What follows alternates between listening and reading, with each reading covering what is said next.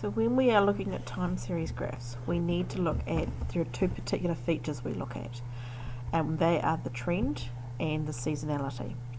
We'll also go on to look at predictions after that. So we just want to go through both of these features separately and then pull it together. So when we're doing a trend, we want to draw a trend line through the graph, and this is a lot like our line of best fit that we did with our bivariate data. We want to try to get it through the middle, about half the data values above and half below. We need to describe whether that trend has a positive gradient, a negative gradient, or zero. So is it increasing, going up? Is it decreasing, going down, or is it staying pretty stable? And then we need to write up about this, and we've got to describe the direction and then how much it's increasing or decreasing by. So that's going to be important to give more justification, which is our merits and our excellences. So if, for example, I have this graph here, looking at my grocery bill each week, I first of all look at the title, make sure I understand what the data is about.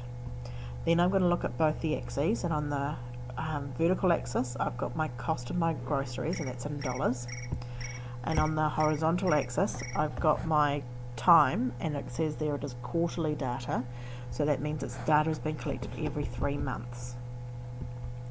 So I want to try and fit a line that goes through the data, some values above, some values below, about half-half. Okay, so that's what I'm looking for. That is my trend line. That's what I need to be able to draw on my graph.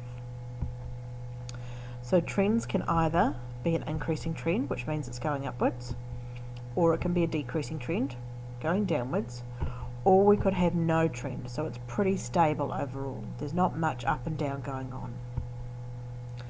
So let's have a look at this example here when we're talking about the sales of sunglasses, and this is measured in millions of dollars. So our title, we've got to look at that first. We've got to look at our axes, so it's the sales of them in millions of dollars, and again the time is quarterly, which is every 3 months, and this is very, very common for business data to be quarterly. So I'm going to add a trend line in, and I'm just going to approximate it, okay? Later on, if you carry on with stats in year 13, we'll get the computer program to do this for us, but for year 11 we're just doing an approximation. So I'm going to start off by saying I notice the sales of sunglasses increasing. So I've got the context, it's the sale of sunglasses. I've said that it's increasing, okay, so I've given the direction, and now I'm going to be more specific and justify it. So it's increasing from around, now looking at the starting point there, and you notice I've got a green blob there in the middle, so I've added that point there to represent the starting value. That's the first data value that we've got, okay, and that's the trend line for that first data value. And at that trend line, it's around about, and if I read off that graph, it's about $27.5 million. And I read down, and that's going to be from 2005.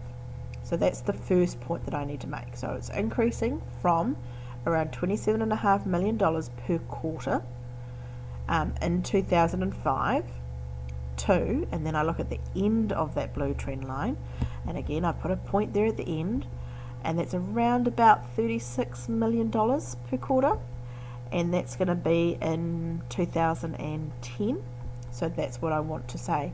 So to around about, so it's increasing from 27.5 million per quarter in 2005 to around 36 million per quarter by 2011 or 2010. I'll accept both. There's a bit of variation there. And that's how we interpret a trend.